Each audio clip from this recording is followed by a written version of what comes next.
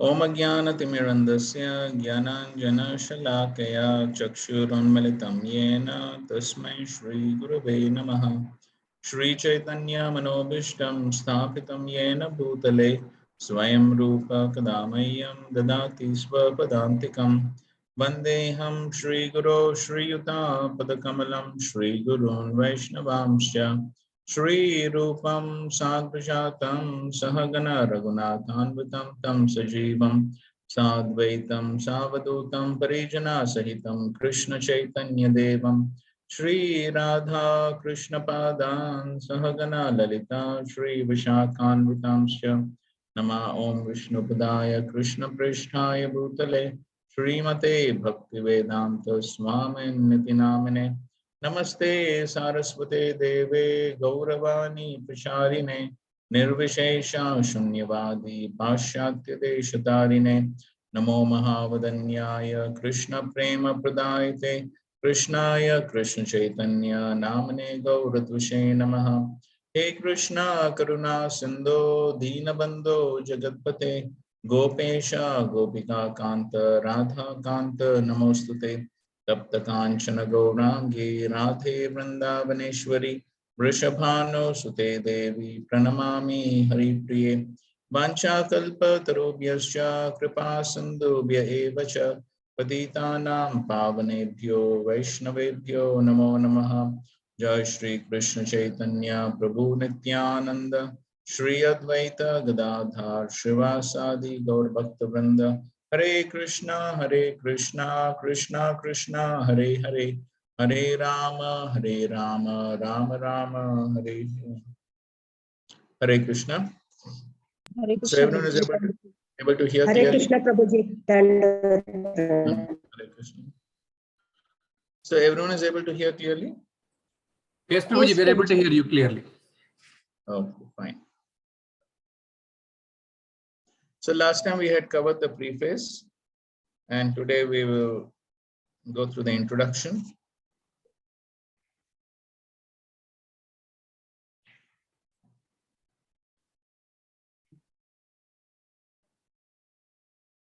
So this is the introduction which has been given by Rupa Goswami.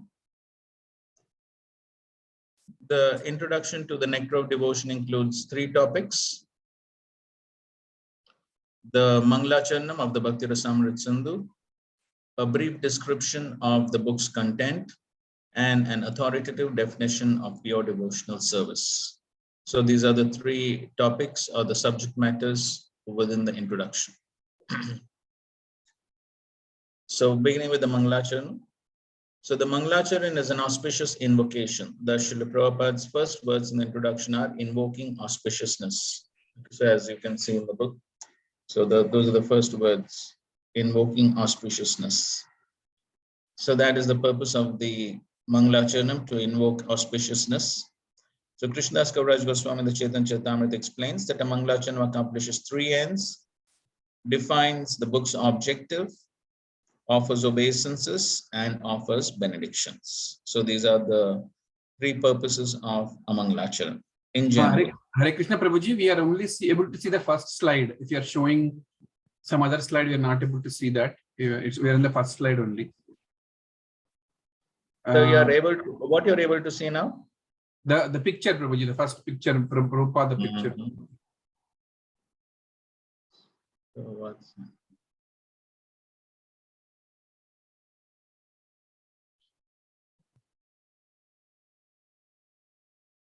now? Now also same thing, Prabhuji, no movement. So where's the problem? Because here it's moving.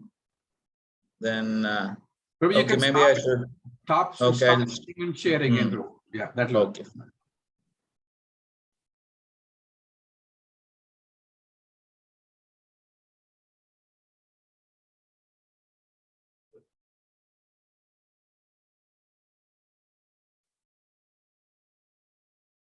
Yes, Prabhuji, now we are able to see.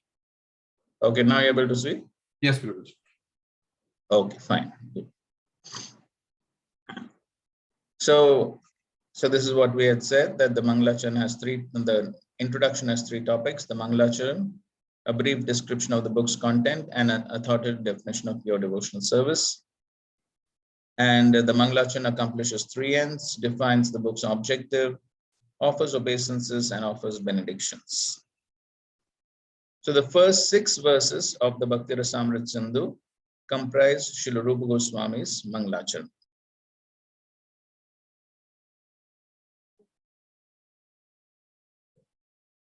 So these are the first 6 verses which comprise the Mangalacharin. The first verse defines the objective of the book, that is Krishna. The second verse is Hari Vandan. The third verse is Guru Vandanam. The fourth verse is Vaishnava Vandanam.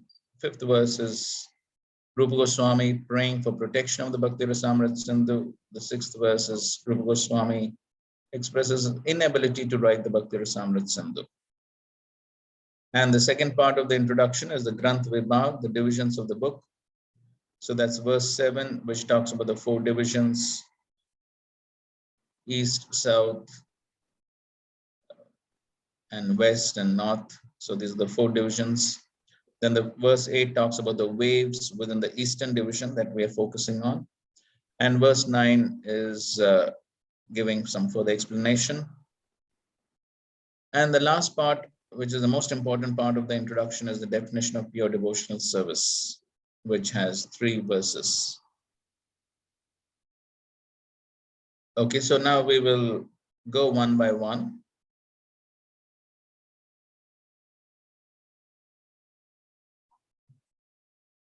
Now you're able to see, right? Yes, Prabhu. Okay, so this is the first verse of the Bhakti Rasamrita Sindhu. Akhila Rasamrita Murti Prashmara Ruchi Ruddha Taraka Pali Palika Lalita Shama Lalito Radha Preyan Vidur Jayati. Translation: Krishna, the destroyer of all sin and the bestower of all bliss, the very form of the highest bliss filled with all rasas, excels all others in glory. He brings Taraka and Palika under his control by the diffusion of his beauty. He accepts Shamala and Lalita as his equals and gives pleasure to Radha by his excellent qualities. So Krishna is known as Akhila Rasamrita Murti.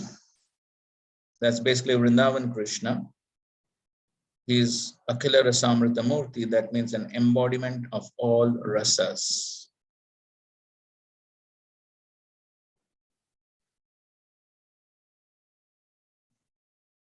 In his book, Srila Prabhupada basically gives 1 paragraph for each of the verses of the introduction. So now somebody can read the first paragraph of Srila Prabhupada's introduction, which is basically the same thing, but he gives a little more details. The first paragraph, Prabhu, introduction. Yes. Invoking auspiciousness.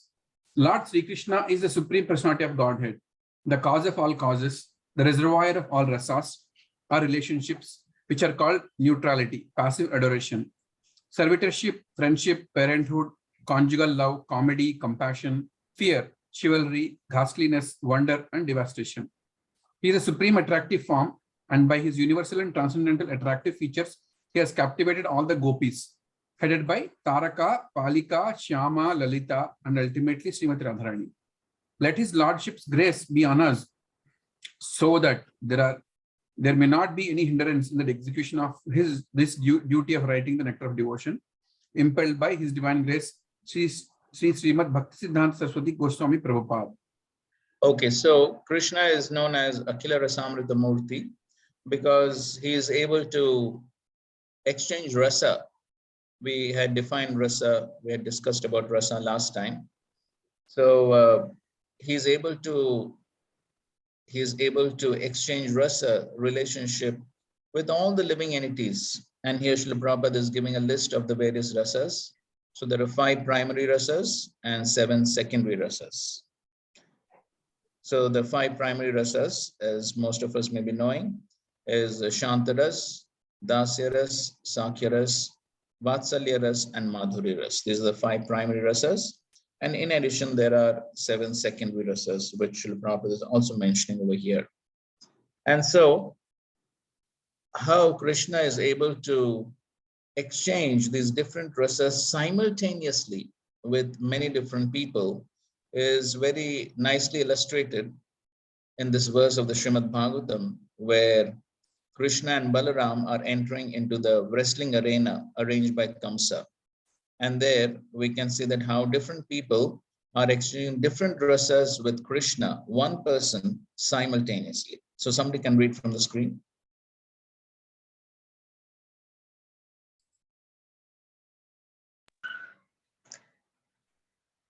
Hare Krishna. The various groups of people in the arena regarded Krishna in different ways when he entered it with his elder brother. The wrestlers saw Krishna as a lightning bolt, Veera Rasa. The men of Madura as best of males, Vismaya Rasa. The women as Cupid in person, Madhura Rasa. The cowherd boys as their relative, Sakya Rasa, Hasya Rasa. The empire's rulers as a chastier, Raudra Rasa.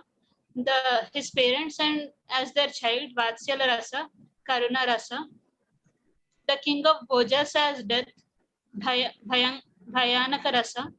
The unintelligent as the Supreme Lord's universal form, Bibhasta Rasa. The yogis as the absolute truth, Shanta Rasa. And Vishnus as the supreme worshipable deity, Dasa Rasa. Right. So this is how Krishna was able to relate with all those people in the wrestling arena simultaneously. And based upon their relationship, they are having an exchange of different rasas. So as you can see, these are all the secondary rasas, the Veera ras. So the wrestlers, they saw him as a lightning bolt, Veera ras. So even Bhishma Dev on the battlefield of Kurukshetra, he was exchanging this Veera ras with Krishna. And so therefore we see that how Bhishma Dev was very happy to see Krishna's body being pierced by arrows and droplets of blood and sweat on Krishna's body. So that scene was very beautiful for Bhishma Dev. And there Srila Prabhupada explains that devotees, they would normally like to offer flowers to Krishna, but here Bhishma Dev is offering arrows. And that scene is very beautiful to Bhishma Dev, and he remembers that beautiful scene later on as he is leaving his body, as he's lying on the bed of arrows. So that is the Veera ras. So similarly, this Vismaya ras, Hasya ras, Raudra ras, Karuna ras, Bhayanak ras, Bhivatsa ras. So these are all the secondary rasas. That means these secondary rasas are superimposed on the primary rasas. The primary rasas are always there in any relationship with Krishna, but the secondary rasas can be superimposed on the primary rasas. So that's how Krishna, especially talking about Vrindavan Krishna, he is Akhila Rasamrita Murti, the embodiment of all rasas. So now the second verse is Hari Bandhana.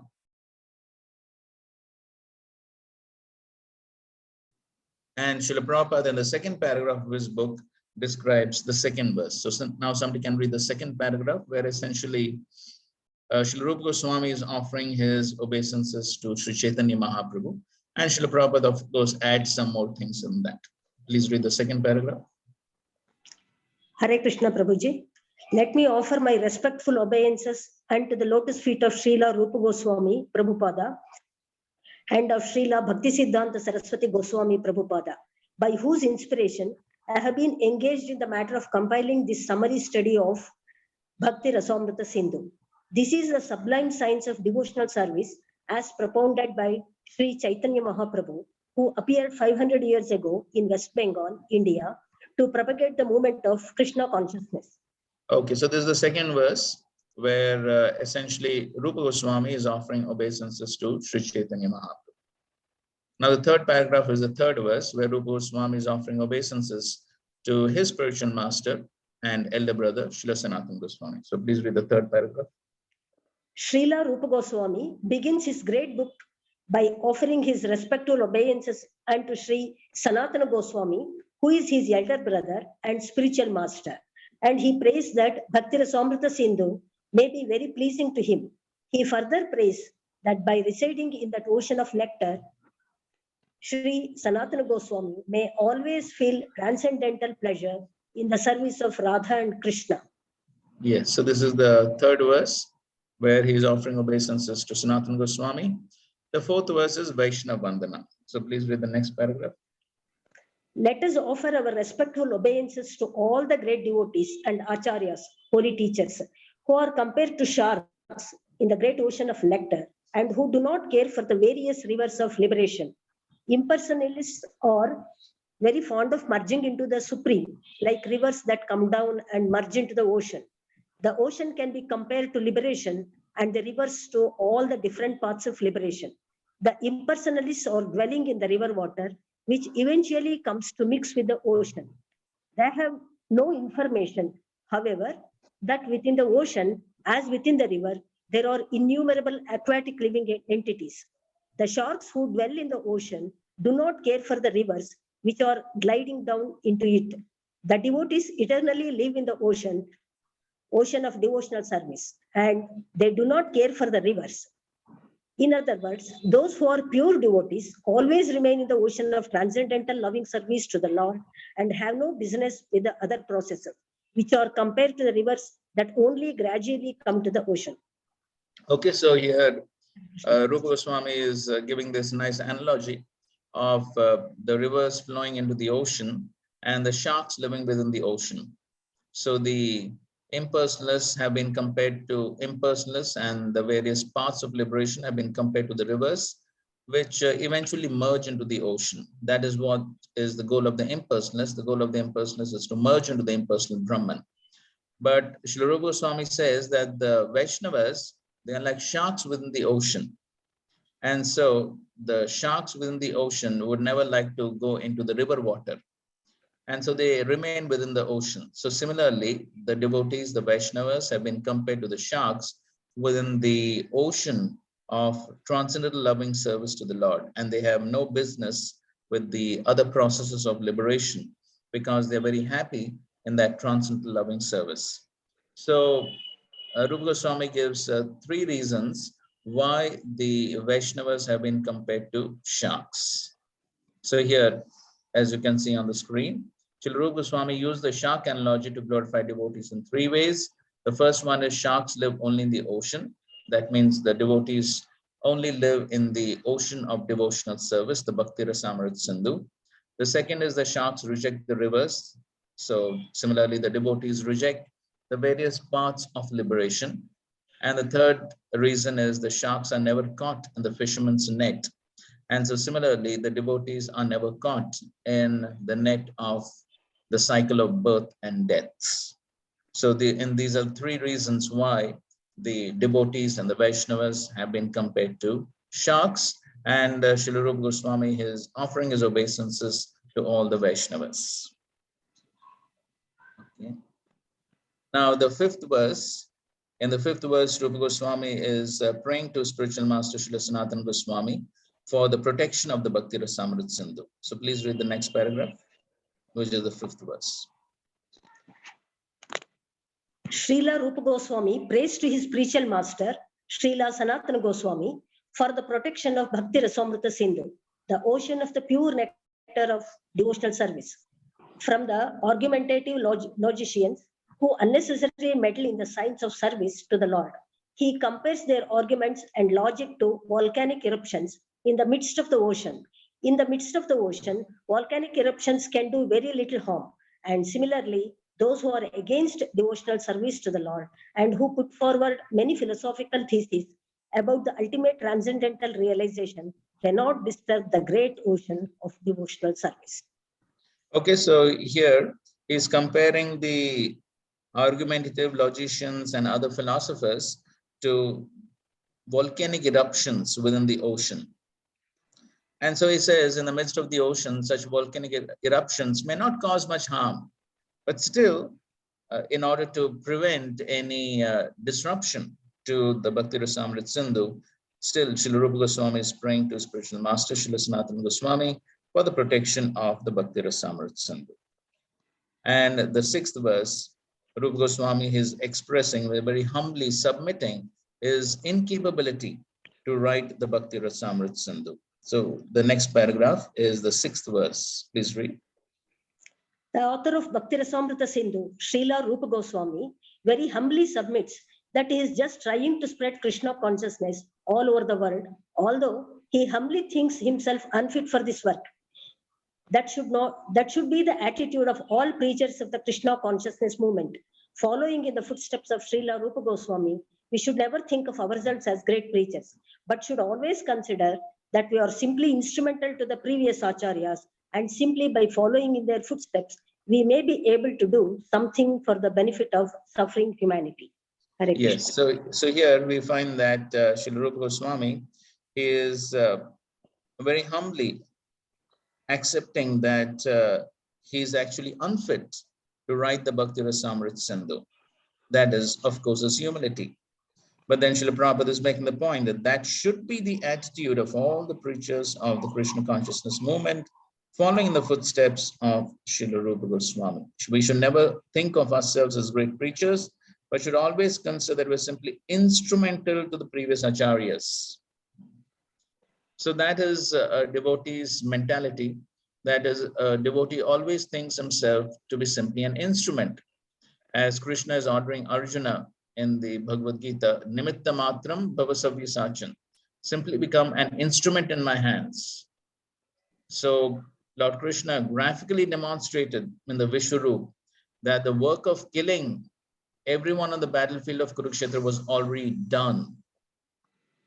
And so therefore, Arjuna simply had to become an instrument and do the work. Otherwise, Krishna had already done the work. As Srila Prabhupada, sometimes in his lectures, Srila Prabhupada explains that Krishna had already shown that these people on the battle of Kurukshetra, they will never go home. They will never go back home to their own homes. And so they have already been killed. Arjuna had simply to become an instrument. So the instrument never takes credit, because it all depends on the person who's playing the instrument. They could be a very nice instrument like a harmonium or a mridang, but unless there is an expert player of the instrument by itself is not much useful. So similarly, the devotee, he considers himself simply an instrument. The player is the Supreme Lord. And we find Srila Prabhupada, who is making this point that all the preachers should consider themselves simply an instrument, very much exemplified that attitude as he wrote his famous Markandeya Bhagavad Dharma when he landed at the Boston Harbor. So there we know Srila Prabhupada, he wrote that even though I have this title Bhakti Vedanta, actually I have no bhakti, nor do I have knowledge of the Vedanta, but it is up to you to prove this title. So I'm simply a puppet in your hands. Make me dance, make me dance, make me dance. So that is the attitude of the Vaishnava, that the Vaishnava simply considers himself to be a puppet in the hands of the Supreme Lord. And he considers himself totally unqualified to do the work. Of course, Srila Prabhupada further in that prayer, he explains that all these people over here, they're simply stooped in the modes of passion and ignorance. What will I speak to them? I don't have the words. You give me the words by which their hearts can be transformed. And that's how Srila Prabhupada perfectly exemplified this mood of Srila Rupa Goswami, and he considered himself simply to be an instrument. And we find that same mood in the life of Srila Krishnadas Kaviraj Goswami, as he was beginning to write the Chaitanya Charitamrita. And of course, Srila Krishnadas Kaviraj Goswami exhibits such deep humility, where he considers himself so low, even lower than the worm in the stew. What's the status of a worm in the stew? but Krishnadas Kaviraj Goswami considers himself to be lower than that. And Srila Prabhupada in his lectures explains it's not simply some poetic rendition that Krishnadas Kaviraj Goswami is writing, but he actually genuinely feels that way. Further goes on to say that he is lower than Jagai and Madhai. Now, what's the position of Jagai and Madhai? It's explained that practically there were no sins that they had not committed. But Krishnadas Kaviraj Goswami, such an elevated Vaishnava, considers himself to be lower than Jagai and Madhai. And he says that anyone who takes my name loses all piety. So that's the deep humility of Krishnadas Kaviraj Goswami. And so therefore, Krishnadas Kaviraj Goswami, before writing the Chaitanya Charitamrita, he begs for blessings from all the Vaishnavas, irrespective of whether they're senior, equal, junior. He begs blessings from all the Vaishnavas before he actually begins to write the Chaitanya Charitamrita. And so therefore, Srila Prabhupada lecturing on the first verse of the Bhagavad Gita, the first chapter of the Bhagavad Gita, where one of the verses speaks about Kapidwaja, how Hanuman is on the flag of Arjuna. And so when Srila Prabhupada, he gives a lecture on the verse where he explains that here we find that Arjuna is seeking blessings from the warrior Acharya, Hanumanji, Vajrangaji. So, and Srila Prabhupada makes an important point that that's a Vaishnava. A Vaishnava always considers himself to be helpless. He always considers himself to be dependent on the mercy of the previous Acharyas. That's the mood of the Vaishnava. And it is that mood which actually makes him successful. It is that mood of humility, helplessness, dependence on the mercy of the Lord and the other Vaishnavacharyas, the previous Vaishnavacharyas. It is that mood of dependence on mercy that makes the Vaishnava successful. And here Srila Prabhupada is instructing us that as preachers of the Krishna consciousness movement within ISKCON, it is necessary for us to cultivate this mood of Srila Rupa Goswami. As we studied last time, we are all known as Rupanugas, followers of Srila Rupa Goswami, and it is necessary that we cultivate the same mood as Srila Rupa Goswami. So if there is pride, then pride comes before the fall. So if there's pride, then one can never be successful because Krishna will crush the pride. But it is this mood of humility and dependence that will actually make the Vaishnava successful.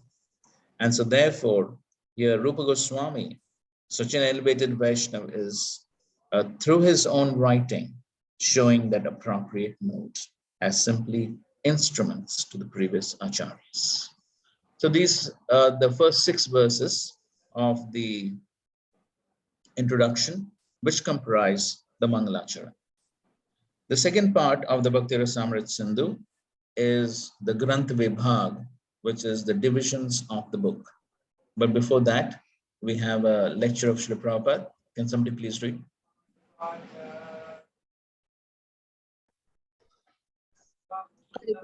Hare Krishna, Prabhuji. Akhila Rasamrita Murti.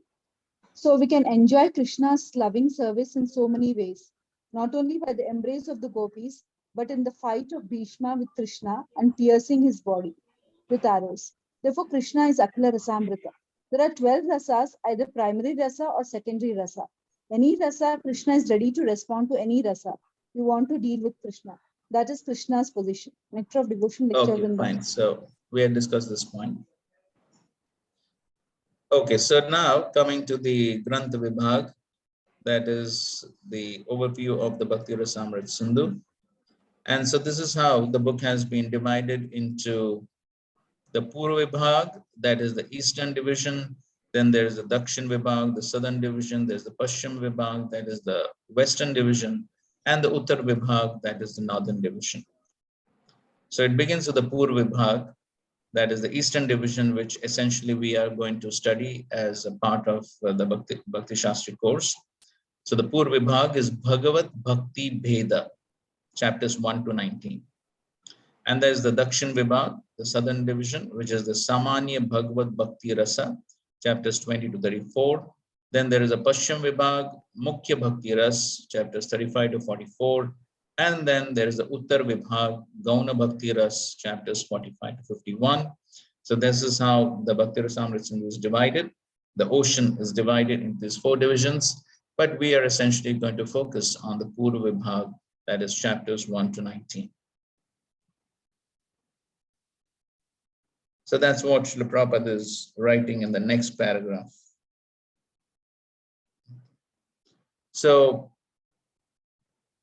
So this is the Purva Vibhag, which has these 4 laharis or waves. So the Purva Vibhag is known as Bhagavad Bhakti Veda, Varieties of Devotional Service. And there are these 4 waves. The first one is the Samanya Bhakti, a general description of devotional service, which is in the introduction and chapter 1. Then the second wave is Sadhana Bhakti, that is devotional service and practice, which is the major part of the Purva Vibhag from chapters 2 to 16. And then finally, there's Bhav Bhakti, that is devotional service and ecstasy, chapters 17 and 18. And finally, there is Prem Bhakti, that is pure love of God, which is chapter 19. So these are the 4 waves within the Purva Vibhag, the Eastern division of the Bhakti Rasamrita Sindhu. Okay. Any questions so far? Prabhuji, are we going to read the entire book or only some portion of it? Yeah, as we already said, 1 to 19. 1 to 9. Okay. The first one, the Eastern Vibhag, the Purva Vibhag. Yes, the Purva Vibhag is what we.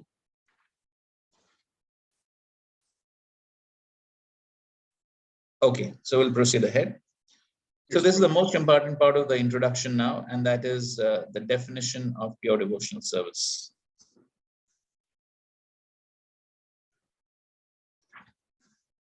So I'm sure most of us are familiar with this verse of defining pure devotional service. Anya Bilashita Shunyam Jnana Karma Dhyanavritam Anukulyena Krishnanu Shilanam Bhakti Uttama. When first-class devotional service develops, one must be devoid of all material desires, knowledge obtained by monastic philosophy, and fruitive action. The devotee must constantly serve Krishna favorably as Krishna desires.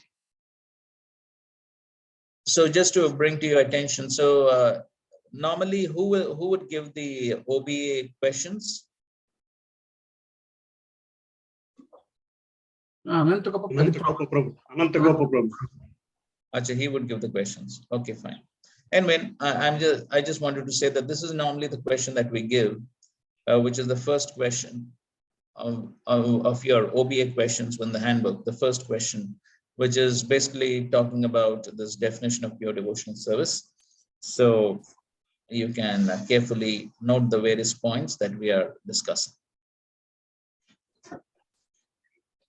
Excellent, Prabhuji. Are we going to get these slides, Prabhuji? These slides? Definitely, I'll find out from the authorities, but I think so. Definitely, we can give you at least a PDF files. Thank you, Prabhuji. Correction. Right. So this definition of pure devotional service is divided into Swarup Lakshan, which is essential characteristics, and Tatastha Lakshan, that is marginal characteristics. The Swarup Lakshan are 3, Anukulyena, Krishna, and Anushilanam. And the Tatastha Lakshan are 2, Anya Abhilashita Shunyam and Jnana Karma Dhyanavritam.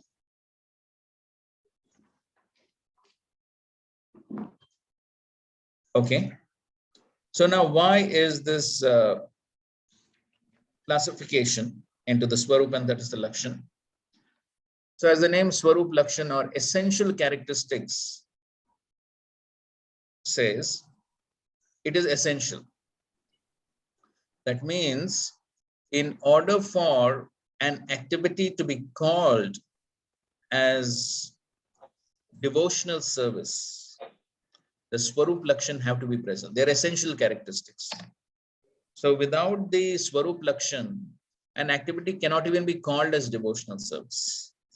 So in order for an activity to be even called as devotional service, these Swarup Lakshan have to be present. The Tatastha Lakshan are further qualifying what is absolutely pure devotional service without any contamination. Okay. So as since Bhagavad Gita has already been covered, so I'm sure you may have covered the what is meant by Kevala Bhakti or Ananya Bhakti and Mishrit Bhakti. Has this been covered? Yes, Prabhu. Yoga Mishra Bhakti, we've heard about that. And pure devotion service, Ananya Bhakti. Right. So only Yoga Mishra Bhakti, or there are some other categories of Mishra Bhakti? Jnana Mishra Bhakti is also, I think. Correct. And one more? Karma Mishra Bhakti. Yes. So there's Karma Mishra Bhakti, Jnana Mishra Bhakti, and Yoga Mishra Bhakti. In the Chaturvida Bhajante Mam, Jana Supratanarjuna, Artho Jigyasur Arthati Jnani. So the Artho, Jigyasu, and Artharthi, all of them fall under which category? Karma Mishra. Yes, that's right. Yes, they fall under the category of Karma Mishra Bhakti. The Jnani falls under the category of Jnana Mishra Bhakti. And in the 8th chapter, verses 9 to 13, Krishna describes Yoga Mishra Bhakti. So in any case, so here, so the Tatastha Lakshan qualifies what is meant by Kevala Bhakti without any contamination. But even to call an activity as devotional service per se, the Swarup Lakshan or the essential characteristics have to be there. So now we will describe each one of them. Srila Prabhupada in his book doesn't get into so many technical details because he's just presenting a summary study, but at the same time, he covers all the various points. And so we'll be simultaneously reading from Srila Prabhupada's book as well. But since we are, since it's a Bhakti Shastri course, so we are expected to know a few more details. And that is why we are going through a little more systematic study, including some technicalities. So the first Swarup Lakshan is Krishna. So when we speak of devotional service, bhakti, Srila Prabhupada in many of his lectures describes, when we speak of bhakti, it means bhakti to Krishna only. So we cannot say that somebody has bhakti to some devata. So one cannot say that one can say, but technically speaking, it's not right.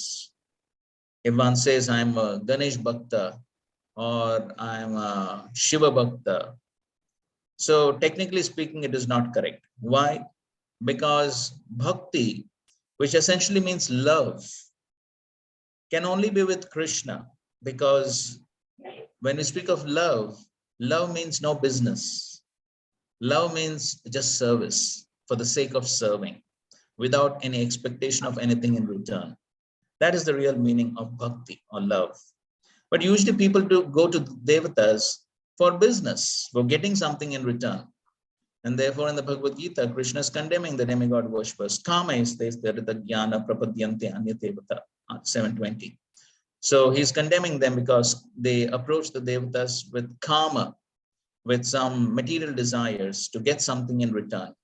And so therefore, Krishna is saying that they're rita jnana, less intelligent. So therefore, when you speak of bhakti, it essentially means bhakti to Krishna, because there's a possibility that one can approach Krishna, or that is what is ideal and what is expected, that one approaches Krishna with pure love without expecting anything in return. And so therefore, when you speak of devotional service, it essentially means devotional service to Krishna. Now, we are reading from Srila Prabhupada's book. So now, this is in your introduction. As far as in my book it is my book is concerned, it says Roman number page 23. Did you get that? Yes, Prabhuji. Okay, so you can read from there. When we speak of Krishna,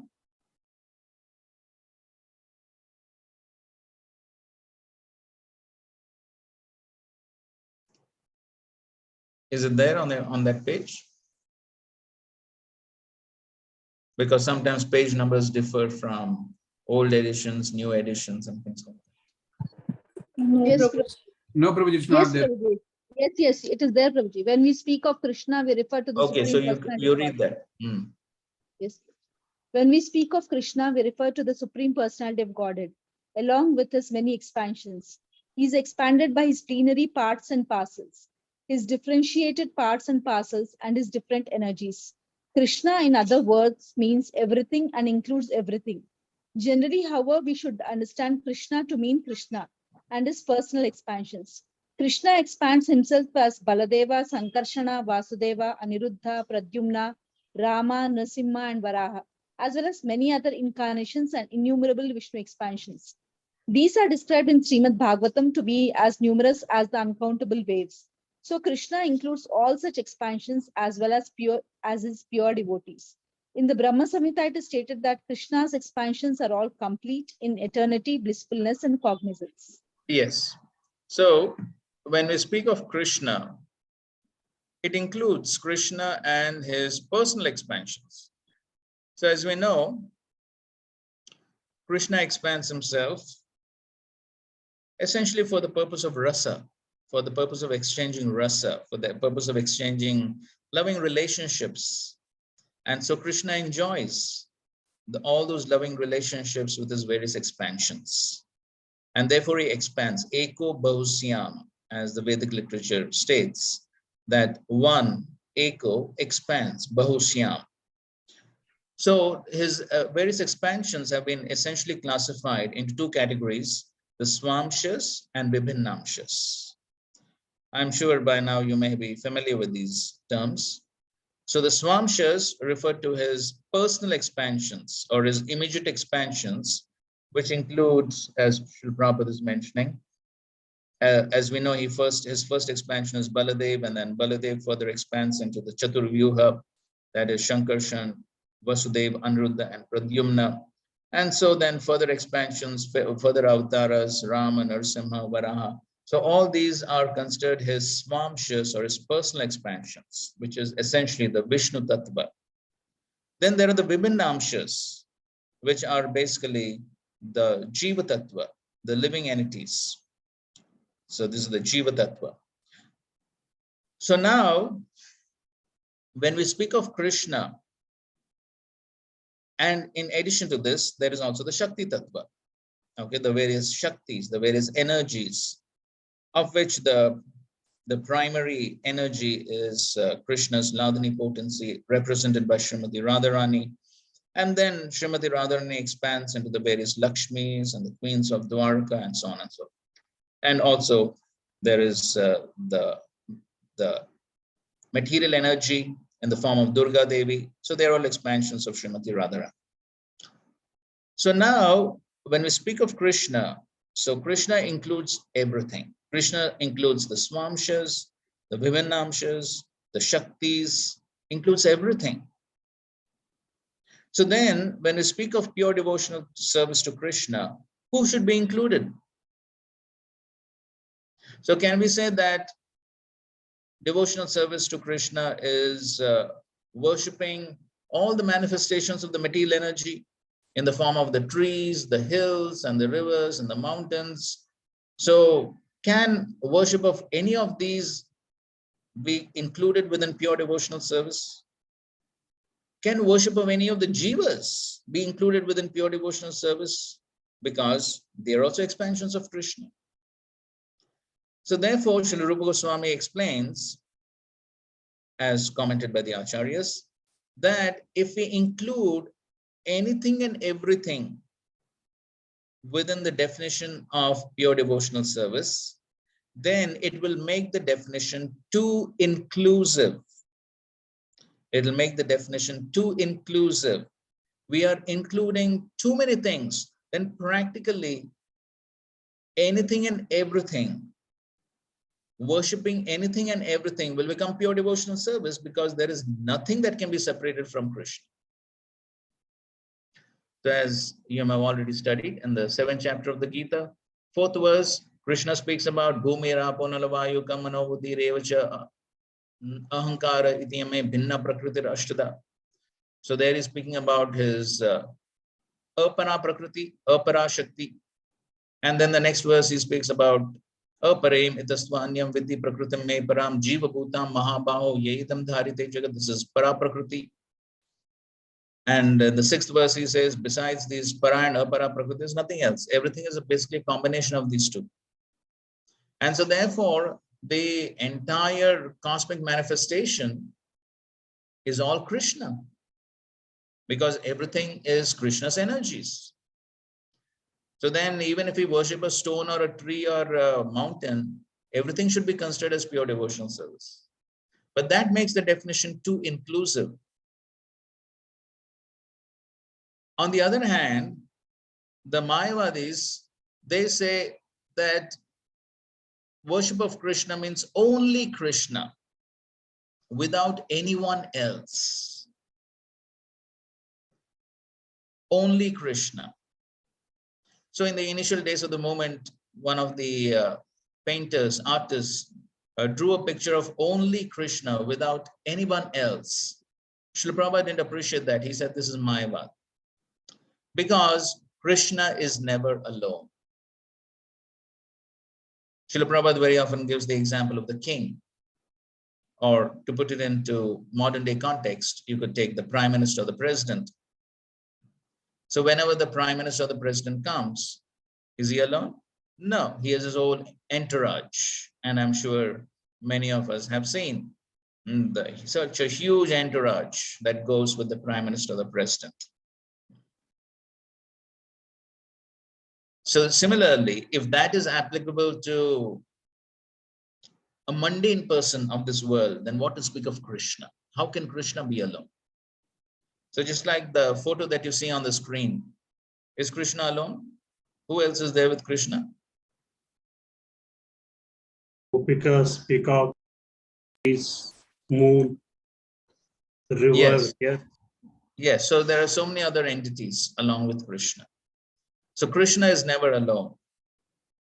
So therefore, if we say that pure devotional service means only Krishna, then that makes the definition too exclusive. And therefore, our acharyas have given a good balance. And as Srila Prabhupada writes here, so when we say Krishna, it includes his swamshas, his personal expansions, the Vishnu Tattva, as well as his pure devotees. So essentially these two. So when you speak of devotional service to Krishna, it includes his swamshas, that is the Vishnu Tattvas, as well as his pure devotees. The pure devotees cannot be separated from Krishna because they're very dear to Krishna. And there is one more factor which can be included, and that is his paraphernalia. And Srila Prabhupada explains that in the 3rd paragraph on the same page in the book. So if you see in the book, the 3rd paragraph there says the impersonalist sometimes. Did you see that? Yes, Prabhuji. Okay, so you can read that. The impersonalists sometimes misunderstand devotional service in such a way that they divide Krishna from his paraphernalia and pastimes. For example, the Bhagavad Gita is spoken on the battlefield of Kurukshetra, and the impersonalists say that although Krishna is of interest, the battlefield of Kurukshetra isn't. The devotees, however, also know that battlefield of Kurukshetra by itself has nothing to do with their business. But in addition, they know that Krishna does not mean just Krishna alone. He's always with his associates and paraphernalia. For instance, if someone says, give something to eat to the man with the weapon, The eating process done by the man and not by the weapons. Similarly, in Krishna consciousness, a devotee may be interested in the paraphernalia and locations, such as the battlefield of Kurukshetra, which are associated with Krishna. But he is not concerned with simply any battlefield. He is concerned with Krishna, his speech, his instructions, etc. It is because Krishna is there that the battlefield is so important. Yes. So Krishna's paraphernalia, they are also worshipable because the paraphernalia also cannot be separated from Krishna. So therefore the acharyas give this example. If you say, give something to eat to the man with the weapons. So the man is with the weapons. So the weapons, if he's a soldier, for example, he's with his weapons. So the weapons cannot be separated from the man. But it is not the weapons per se which are important, but it is because the weapons are there with the man, then they also have some significance. But what's most important is the man. But the man happens to be with the weapons. And so therefore, the weapons come along with the man. So similarly, Krishna cannot be separated from his paraphernalia, and therefore his paraphernalia also become worshipable, like Vrindavan Dham. That's Krishna's Dham, Krishna's abodes. And as Sri Chaitanya Mahaprabhu says that the Dhama Vrindavanam.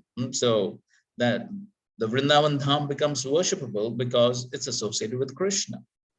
Similarly, whatever paraphernalia associated with Krishna, Krishna's bedstead, Krishna's shoes, Krishna's flute, Krishna's clothes, they're all expansions of Baladev, Shankarshan.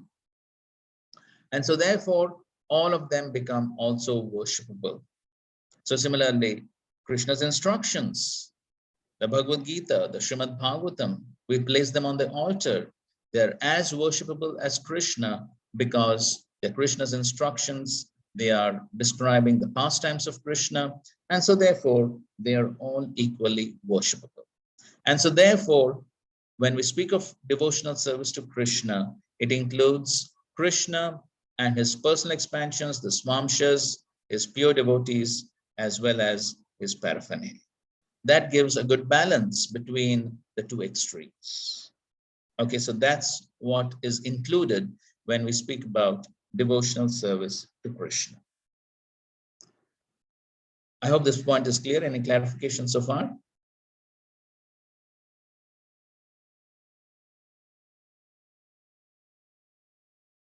It's clear, Prabhu. Okay, good. So that's the first Swarup Lakshan. The second is Anushilanam. The prefix Anu has two important meanings. The first one is following, and essentially it means following the predecessor acharyas. And the second meaning is constantly. And both the meanings are extremely important.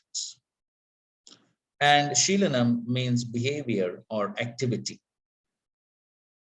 Shilanam means behavior or activity.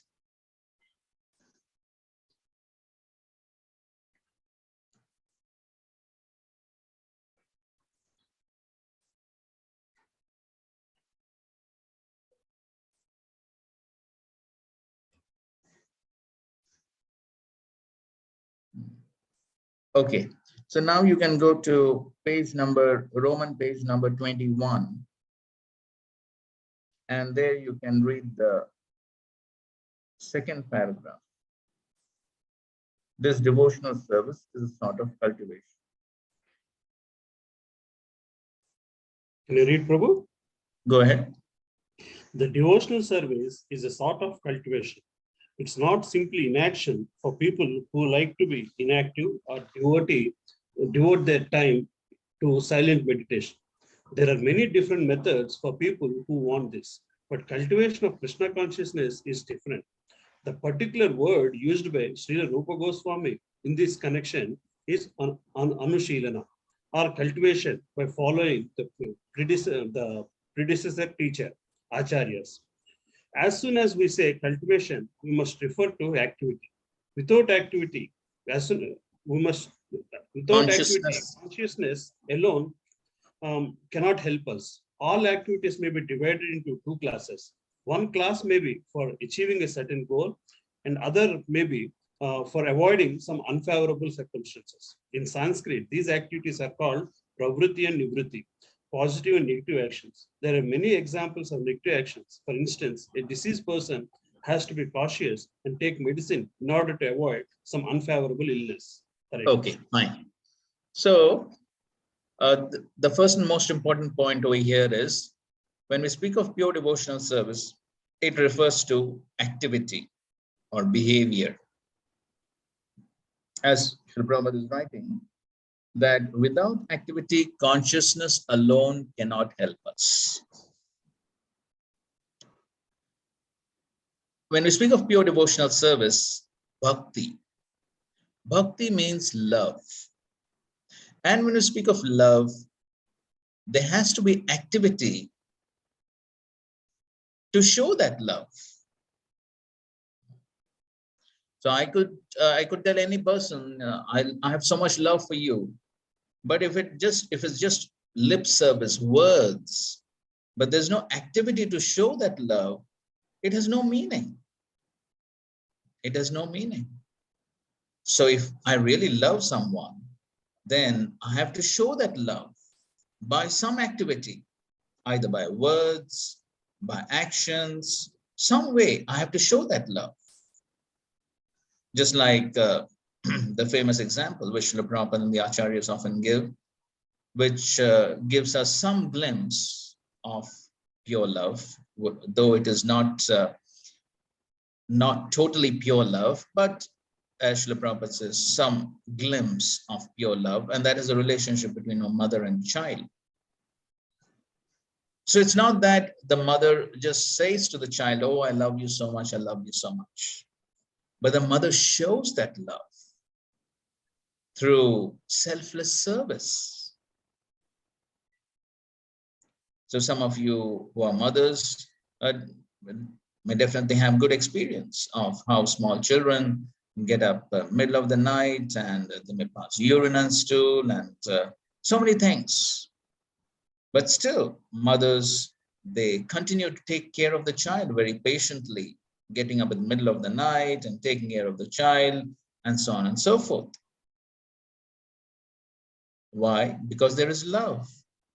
So that love is exhibited through some activity.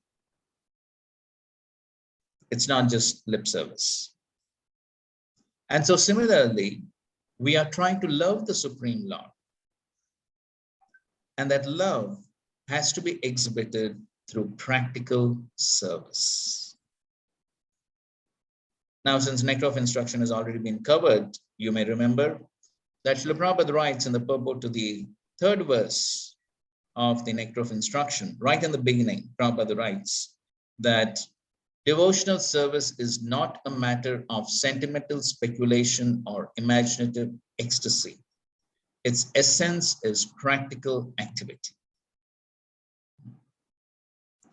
So devotional service is not either simply speculation, sentimental speculation, that is like the jnanis who are simply speculating, oh, the supreme absolute truth could be like this, could be like that, and all time is simply spent in speculation. There's no service.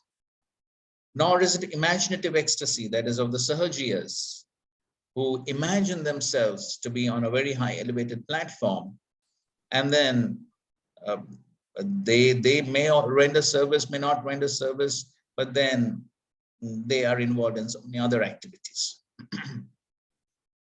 So devotional service is none of those. It's neither sentimental speculation or imaginative ecstasy, but its essence, the essence of devotional service is practical activity. What type of practical activity Rupa Goswami is saying here? Anu, following in the footsteps of the predecessor acharyas. Not activity which is speculated. Not that I speculate, maybe Krishna will be happy with this activity, maybe that activity. No, it's not based on speculation, but it has to be activity in accordance to the instructions of the previous acharyas. And that activity also has to be constant. It has to be cultivated on a daily basis, every day. So coming back to this point, that when you speak of pure devotional service, there has to be activity. When Srila Prabhupada was in Vrindavan, so every day Srila Prabhupada would go for his morning walk, and there would be one devotee who would daily stand at the gates, and as Srila Prabhupada would be going out for the morning walk, he would recite some prayers glorifying Srila Prabhupada. And Srila Prabhupada would stand there for a minute or so, he would hear that, and he would walk off. So on one particular day, Srila Prabhupada was going out, this devotee was there, and he began glorifying Srila Prabhupada and reciting some verses, some poetry, glorifying Srila Prabhupada that, oh, you are the great Acharya who have descended into this world to deliver the fallen souls, and so on and so forth. He was glorifying. Srila Prabhupada listened for some time, but then Srila Prabhupada stopped him. And Srila Prabhupada said, okay, that is all fine, but what are you doing for this puddle of water right here at the gate? Do something about it. So Srila Prabhupada wanted some practical activity. It is not simply enough simply to be saying, Jai Srila Prabhupada, Jai Gurudev. So that's easy to say. But then if we actually have love for Krishna, for Srila Prabhupada, for our spiritual master, there must be some practical activity to show that love. So therefore, that's the first and foremost important point. When you speak of pure devotional service, there has to be some practical activity to show that love. Okay. And then Rupa Goswami is explaining. So those activities can be divided into two categories, and that is pravritti and nivritti. Okay, this we read already. We'll come to this point a little bit later. So yes, so pravritti and nivritti. Pravritti means positive activities, nivritti means negative activities. So positive activities means we positively engage the body, mind, and words in Krishna service. So as we are well aware of this, so we can engage the body, that is the various senses in Krishna service. So each of our senses can be engaged in Krishna service. Rishikena, Rishikesha, Sevanam, Bhakti, Uchate. So we engage the senses in the service of the master of the senses. And so all of our senses can be used in the service of the Lord. Similarly, the mind, Savai Mana Krishna Padaravandayo. The mind can be used to think about the lotus feet of Krishna, serving Krishna, various activities to be done for Krishna. So the mind can be involved in all that. And similarly, words can be used to glorify Krishna. So these are the positive activities. And the negative are the activities which should not be done. And so with the body, we have the four regulative principles, the four main sinful activities which should be avoided. So similarly with the mind, avoiding all types of negative thoughts, sinful thoughts. And similarly with the words, not speaking unnecessary subject matters, which technically called prajalpa. So avoiding these things with the body, mind, and words. And Srila Prabhupada gives an example for this, and that is just like a diseased person. So a diseased person, he has to do some positive activities. Positive activities would be to take the medicine, and negative activities which should not be done are avoiding eating certain food stuff. So there's something positive, something negative. So similarly on the practice of devotional service also, there are some positive things to do, there are some things to be avoided, and that is basically pravritti and nivritti. So now, a very important point to be understood is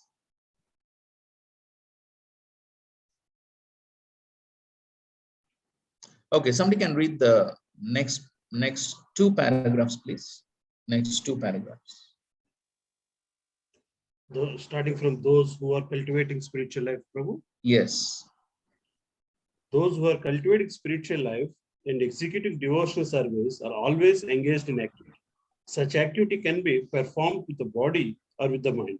Thinking, feeling, and willing are the activities of the mind. And when we do something, the activity comes to be manifest by the gross bodily senses.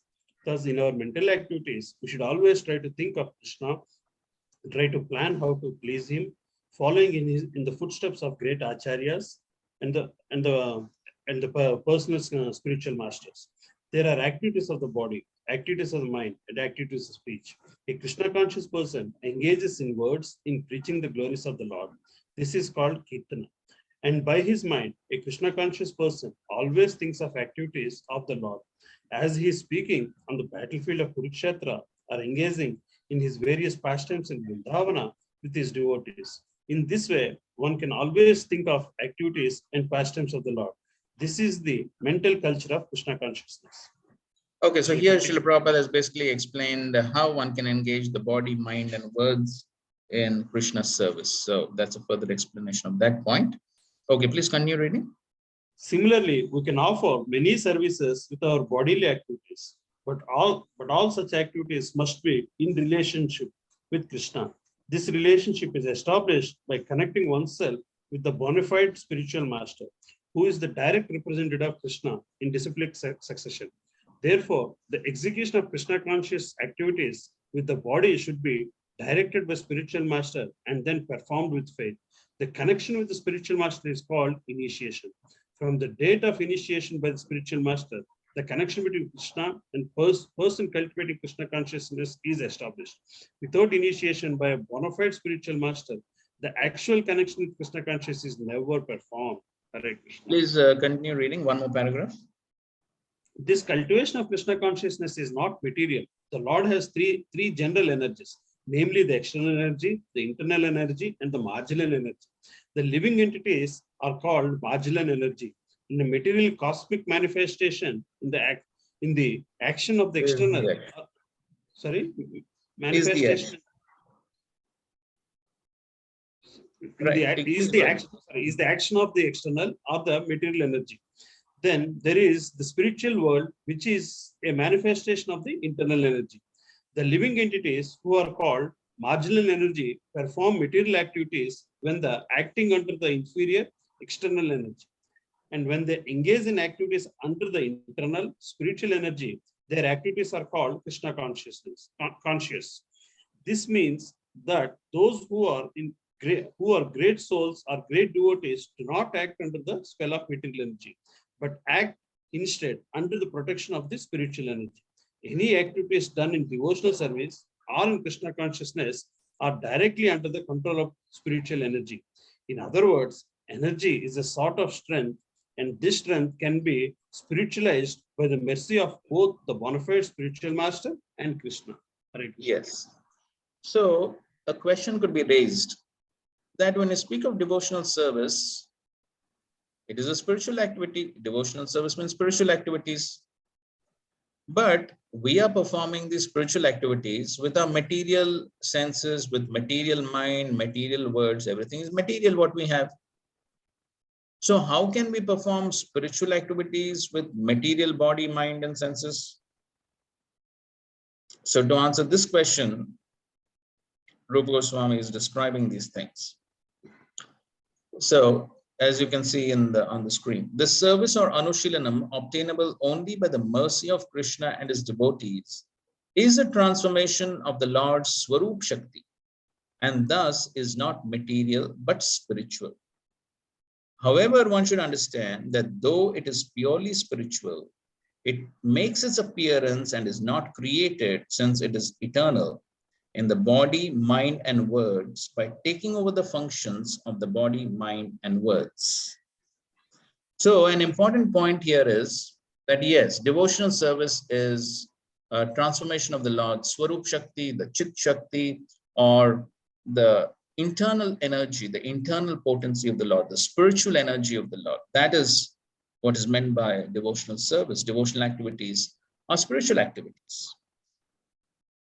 But how can we perform them with our material mind and words and senses is through the connection with the spiritual personalities, that is the acharyas. This is the whole importance of the anu, and that is following the predecessor acharyas.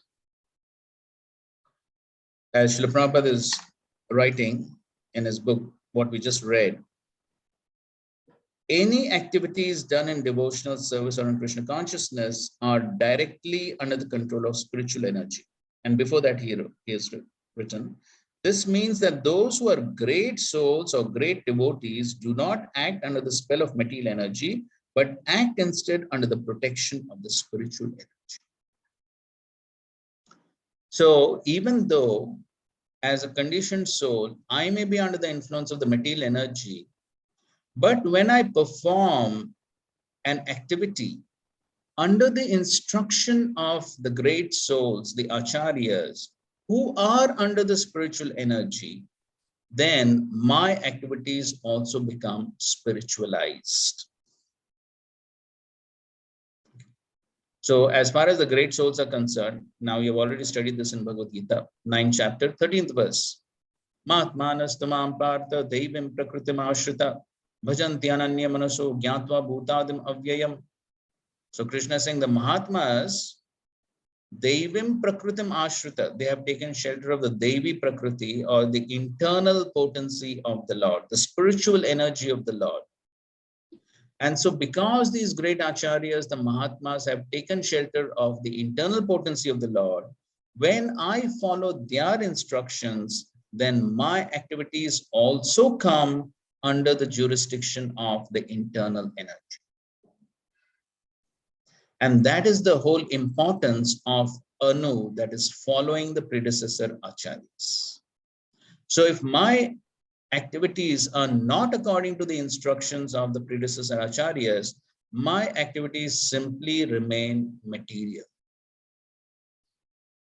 Even though apparently they may be devotional, but if the connection to the acharyas is not there, it remains material, or it does not have the full potency.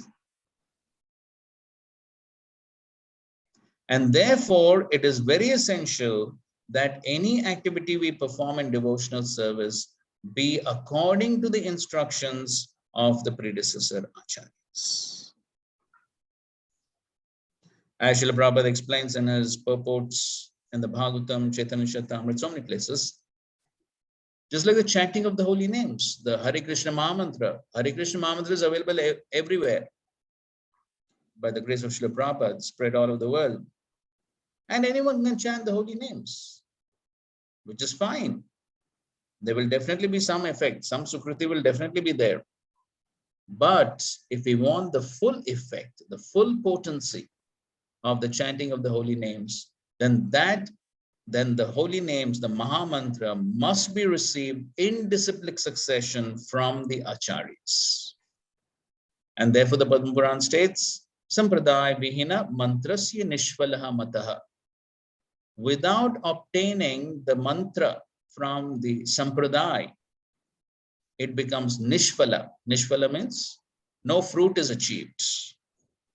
No tangible result is achieved if one does not receive the mantra from the Sampradaya. And that applies to any activity we do in devotional service. So if that activity is not sanctioned by the acharyas, then even though it may be a devotional activity, it does not have the full potency. Because the connection to the Chit Shakti, the internal potency, that connection to the internal potency, which makes the activity spiritual, is through the via medium of the acharyas, coming in parampara, in the sampradaya. And therefore, so much emphasis is laid on following the predecessor acharyas when we perform devotional service.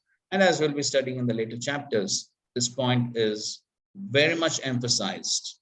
And every time we are reminded of this fact that we need to follow the instructions of the previous acharyas, the instructions of the spiritual master. And as we sing daily, Yasya prasadat bhagavad prasado yasya prasada nagati kutopi. Without receiving the mercy of the spiritual master, Krishna is not going to be pleased. Our spiritual progress depends on the mercy which we receive from the spiritual master. And so therefore, that connection to the spiritual master, the acharyas, is something which is very, very important. And therefore, anu, the prefix anu in Shilanam, means following the predecessor acharya. So yes, activity is required in devotional service, but not whimsical activity, not speculative activity, but activity in accordance to the instructions of the previous acharyas. Okay. And so anu has two meanings, as we've seen. One is following the predecessor acharyas, and the second important meaning of anu is constantly.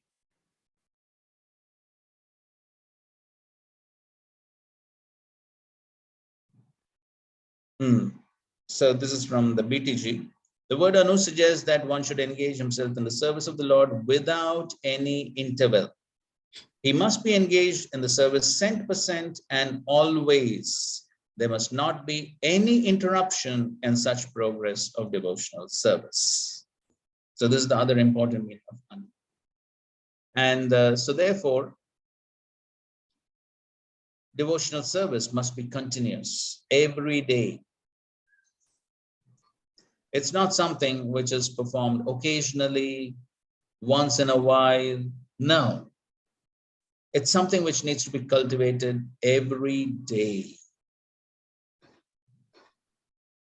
Just like every day, one has to eat to keep the body healthy. So similarly, devotional service for the satisfaction of Krishna and the spirit soul has to be performed every day.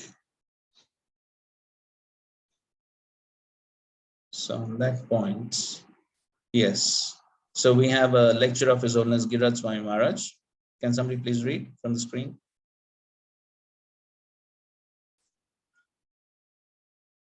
If he is not continuously engaged in the cultivation or devotional service, it can't be called.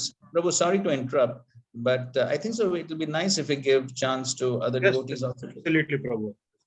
Yes, so we would encourage more devotees to read. Hare Krishna, Prabhuji, may I? Yes, please go ahead. If he is not continuously engaged in the cultivation of devotional service, it can't be called Uttama Bhakti. It's not pure devotional service. Continue, please. Someone might come into the temple and the deity might inspire him and he might put some money in the box just to please the deity. Or he might want to sing some bhajan just to please the deity and then he goes out and does everything else. So that's not pure devotional service. It has to be a systematic cultivation. Yes. So devotional service means it has to be a systematic cultivation which is done every day. So just like we do have people, maybe well-wishers, donors, who come once in a year for Janmashtami. And so they may come on Janmashtami, they spend the whole day in the temple, they may hear the Krishna Katha, they may sing bhajans, they may and take part in the kirtans and give donation, and they may do all that on Janmashtami. So can we call that as pure devotional service? No. So it's not something, it's not part-time. So devotional service, pure devotional service is not part-time. It's full-time, every day engagement. Right. That's meaning of a systematic cultivation. It has to be systematic. That means every day. Nityam Bhagavata Sevaya, every day hearing to the Bhagavatam, So that applies to every devotional activity. It has to be done every day. So that's the other meaning of Anu.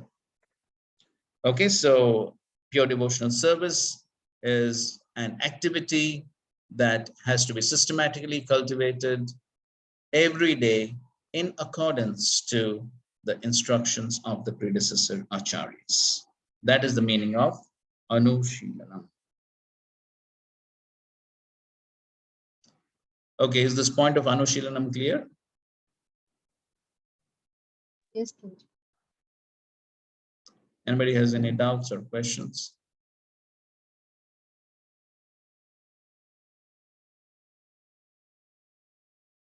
Hare Krishna Okay, Prabhuji. fine. Hare Krishna Prabhuji, one Go ahead. question. So, but as grihasthas are people who are working, right? We do in the morning arti, then chanting, but then we have to go to work, and then again come back and do it. But it's not continuous. Of how do we understand that? No, it's continuous in the sense that it's every day. So every day we chant 16 rounds, correct? Yes. Every day we chant 16 rounds. Every day we may do some reading and hearing. Every day we may do some seva. So it is something which is to be done every day. Okay. So our basic devotional activities are done every day, isn't it? Okay. Right? Understood. Yes, Saraswati Mataji, you have some Hare questions? Krishna, Prabhuji, Dandavat Pranam. Prabhuji, actually, you have said that if we are not getting the mantra from the Guru, that will be there is no value in it. So how can we say that, Prabhuji? We are doing 16 rounds and we are chanting. I mean, though we are reciting the Guru mantra. So how can it affect, Prabhuji? Okay, fine. So I think so. You're trying to ask that. So we are chanting and doing devotional activities before initiation. So will that have effects? So is that your question? Yeah. Yes, Prabhuji. Yes. Yes. So now within ISKCON, when we are chanting the holy names. So who instructs us to chant the holy names? When you first come to the temple, Chaitanya Mahaprabhu has. No. I'm asking a very practical question. So somebody comes to the temple for the first time. Who gives instruction to chant? Pat Pradakshak Guru Prabhuji. Yes, Prabhuji, Vartamana Pradakshaka Guru. Yes, so there is some devotee basically, right? So Yes, some Prabhuji. devotee instructs us to chant. Now, is that devotee connected to the parampara? He might be, or he might not. See, definitely he is connected, right? In parampara, that means he has his predecessors, he has his seniors, and that's how the parampara goes.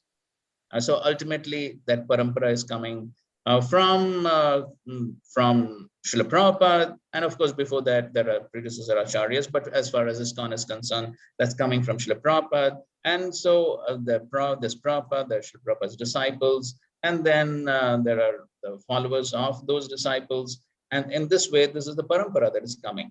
So whoever is that devotee, who's a preacher, who is connected to the parampara, he gives us an instruction to chant. Correct? Yes, Prabhuji. Yes. Yes. So therefore, even on the first day when we come and somebody instructs us to chant, that instruction is coming in parampara. Correct? Yes, Prabhuji. Yes. So therefore, it is bona fide because it is coming in parampara. It is coming from a devotee who is in parampara. And therefore, what we are chanting and our devotional activities before initiation are definitely in parampara and they have full effects. What is the proof? The proof is that only because we perform these activities, we become qualified for initiation. If we don't perform these activities, do we become qualified for initiation? No. So because we are receiving these instructions from the parampara, from bona fide devotees, so that they have full effect, And then that actually makes us qualified for the formal initiation. So it is just like somebody wants to enter engineering college. So before engineering college, what he has to do? Before he actually enters into the college, there may be some entrance exam. Before that, of course, he has to pass the 12th exam. Now, per se, those passing the 12th exam may not be equivalent to entry into the engineering. But passing the 12th exam, writing an entrance exam, those are prerequisites for entering into the engineering college. So similarly, the activities which we perform before the formal initiation are prerequisites to actually get formally initiated. And so therefore, because they are coming in parampara, therefore we become qualified for initiation. If the activities we are performing before initiation are not in parampara, then we will not be qualified for the formal initiation in parampara.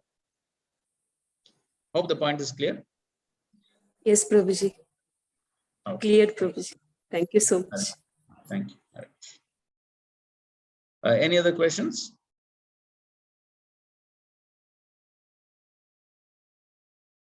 Okay, good. I just wanted to ask a general question. How are we on time limits?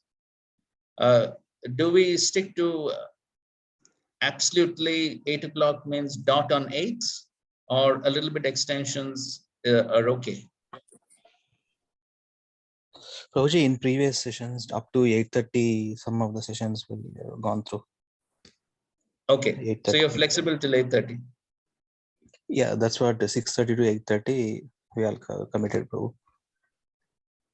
Because I was told 6:30 to 8. So Prabhuji, only in the cases when we have missed some classes to make up, we go above 8, Prabhuji. Otherwise, 8 o'clock is the time. But since if we have missed some class or some holiday comes, then okay, got the point. Okay, fine. So in any case, we did miss a class last time due to technical issues. Anyway, we won't extend too much, but I would just like to finish one more of the Swarup Lakshan, and that is Anukulena. We may take about 10 minutes.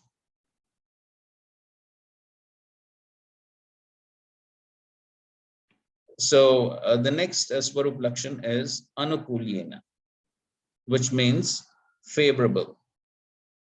Now, under this, there are two important points.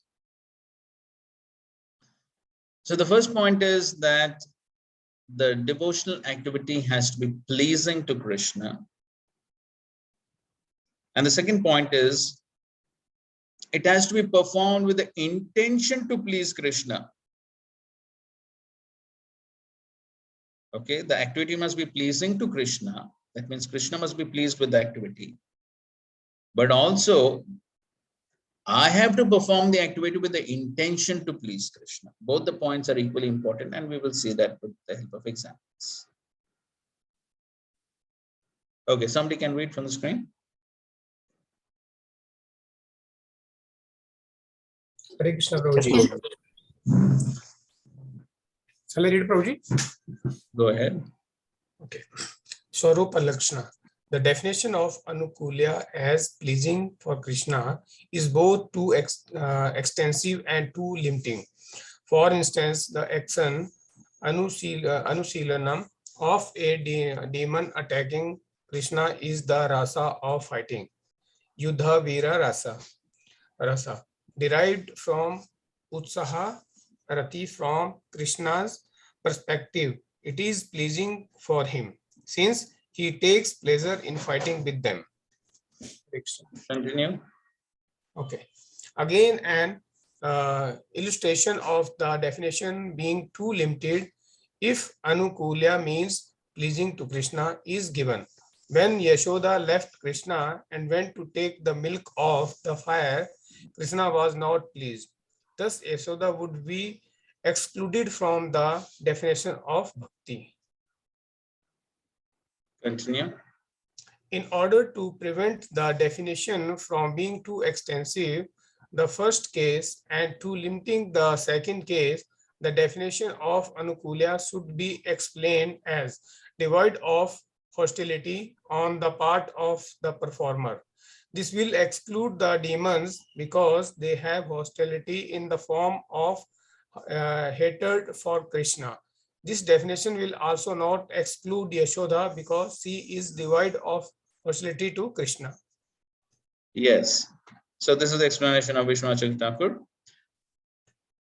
So he's given these two examples. The first example is the demons. So the demons are fighting with Krishna, like Hiranyaksha, Hiranyakashipu, Ravana. So these are demons who are fighting with Krishna, and Krishna is enjoying the Viriras fighting. So that's the reason why Krishna sort of orchestrated the whole pastime of Jay and Vijay being cursed to become demons. One of the reasons is because with whom will Krishna fight in the spiritual world? So he needs some devotees to fight with. And that's the reason he arranged that pastime by which these devotees, the gatekeepers at Vaikuntha, will become these demons. And then Krishna in his various incarnations fights with them. So now, Krishna is pleased with the fighting, correct? Krishna is pleased with the fighting. And so because Krishna is pleased with the fighting, if we take the first point that pure devotional service has to be pleasing to Krishna. So because the fighting is pleasing to Krishna, then the demons become pure devotees because Krishna is pleased with the fighting. The other example he gives is that of Mother Yashoda. So Mother Yashoda, as we all know, the famous Damodar Leela. So she had put the milk on the stove for boiling, and then she is breastfeeding Krishna, and then the milk boils over, and then Mother Yashoda puts Krishna down on the floor and goes to eat in the milk. And as we know, Krishna becomes very angry. He starts biting his lips with his teeth, and then the rest of the pastime takes place. So now in this case, Krishna became angry with Mother Yashoda. Krishna was not pleased. So therefore, Yashoda becomes excluded from pure devotional service. And so therefore, if we just take that first point, that is, pure devotional service should be pleasing to Krishna, then the demons become pure devotees, and Mother Yashoda is out of pure devotional service. She's not a pure devotee. Therefore, the second point becomes equally important, and that is pure devotional service should be without hostility on the part of the performer. Hostility means envy. So if we take the second point into consideration, then yes, then the demons, even though the fighting may be pleasing to Krishna, but because they are hostile, because they have envy towards Krishna, therefore they are excluded out of pure devotional service. And Mother Yashoda, even though apparently Krishna became angry, but still her only purpose in life is to please Krishna. She has absolutely no envy. And so therefore she is a pure devotee. So that's how, and so therefore both those points are equally important when you speak of Anukulya. That is, the devotional service should be pleasing to Krishna, and at the same time, the devotee must be devoid of hostility or envy. Both the points are equally important. Now, somebody may say, okay, what about if the activity, if we take only the second point into consideration, that is the activity, the person, the devotee does not have hostility, but the activity is not pleasing to Krishna, then is that pure devotional service? For example, Giraj Maharaj gives this example. So somebody may say, oh, I love Krishna, and Krishna is very pleased when I offer something with Tulsi. As we all know that principle, Krishna accepts anything only when there is Tulsi. So a person may offer tea. Now we're not talking about herbal tea, but we're talking about the normal tea. So somebody may say, okay, I will offer tea to Krishna, putting Tulsi. So will that be acceptable? No problem. Huh? Will it be acceptable to Krishna? No problem. Why? Because he doesn't like tea. Krishna doesn't like tea. Why? Because that's what our acharyas have told us, that we cannot offer tea. So even though I may put tulsi in the tea, and I may have some apparent love for Krishna, therefore I'm putting tulsi. And so I don't have envy, but because it is not pleasing to Krishna. Why it is not pleasing to Krishna? Because it is not in accordance to the acharyas. Therefore, that activity cannot be called as pure devotional service. Therefore, both those points are equally important. That is, the activity must be pleasing to Krishna. How do we know it is pleasing to Krishna? We can know it from the acharyas. If it is recommended by the acharyas, then it is pleasing to Krishna. And at the same time, I have to perform the activity without envy towards Krishna. Then it becomes favorable. Then it becomes acceptable to Krishna. So both those points are equally important.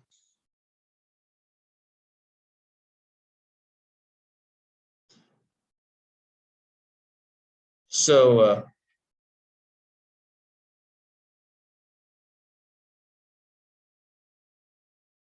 okay, yes, so both these points are important. Krishna should get pleasure from it, and devotees' attitude towards Krishna should be favorable.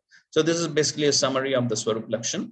So Krishna means Krishna and his various expansions, Krishna's paraphernalia, Krishna's pure devotees, and Anushilanam means constant activity following the predecessor acharyas. So regarding Anukulyana, Prabhupada writes in his book on page number 23, Roman number 23, second paragraph. Somebody can read that?